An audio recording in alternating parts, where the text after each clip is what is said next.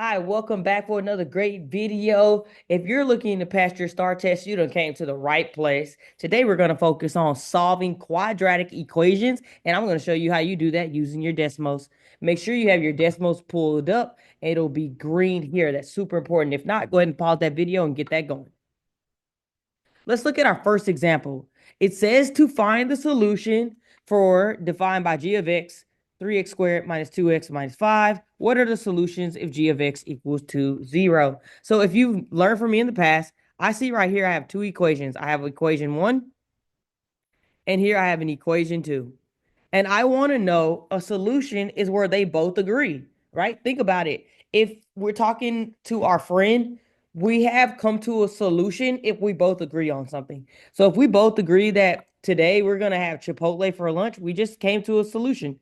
All right. So same exact thing here. So I'm going to start typing in my first equation. And they told me g of x is equal to 3x squared minus 2x minus 5.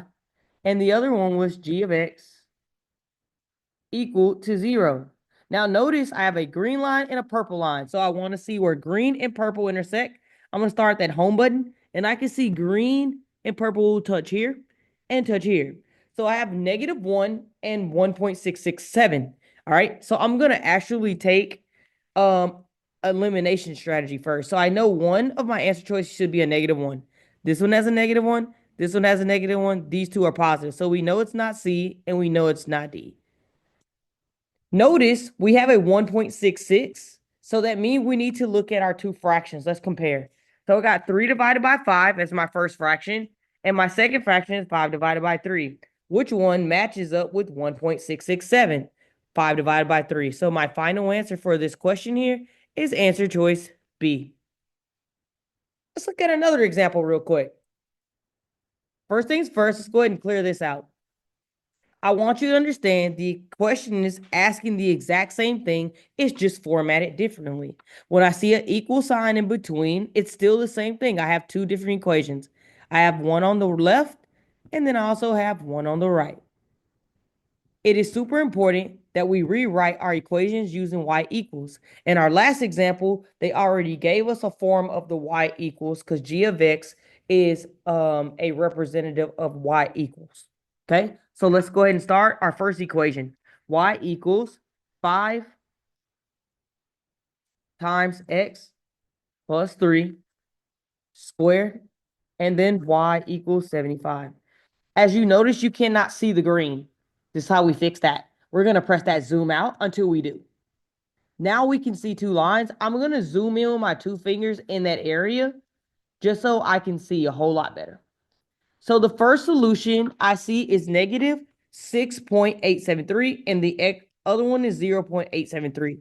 Well, these equations, wow, they look really weird. Now, anytime you see a plus and minus, and I'm going to rewrite the first one just so you can see how this is, that's saying that -3/5 is being added to the square root of 15, and -3/5 is also subtracting from the square root of 15.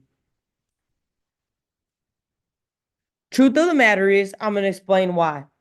If I asked you what was the square root of 9, you'd probably say 3 because 3 times 3 equals 9. Well, that is true, but the square root of 9 is technically 3 and -3. So plus or minus 3. Why? Because -3 times -3 is also a positive 9. So anytime we take the square root of something, the solution is going to be a plus and a minus because two negatives make a positive. I hope this makes sense now. Oh, let me go back. Sorry. We needed that information, not this one. So now that we know one of our solutions, we're only going to check out that first part. So I'm going to type in -3 fifths, and I'm going to add it to the square root, and we can find our square root here in the keyboard, 15, and I see a 3.27. And I'm going to check this out. 3.27 is neither one of my solutions. So we know it's not answer choice A. Let's try the next one. The next one says the square root of 3. Okay. Last time I checked, 1.13 is also not a solution, so it cannot be answer choice B. All right, the square root of 3 needs to stay there, but this time it just says -3 plus square root of 3. So I got -1.26. That is not one of my solutions, so it's going to be answer choice D, but don't take my word for it. Let's look. We have -3 plus square root of 15.87.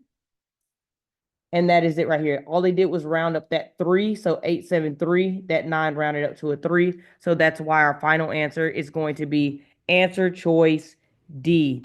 I hope you guys enjoyed this quick video. These kind of questions you can easily throw into decimals to solve for you. Come back again for another video. See you next time.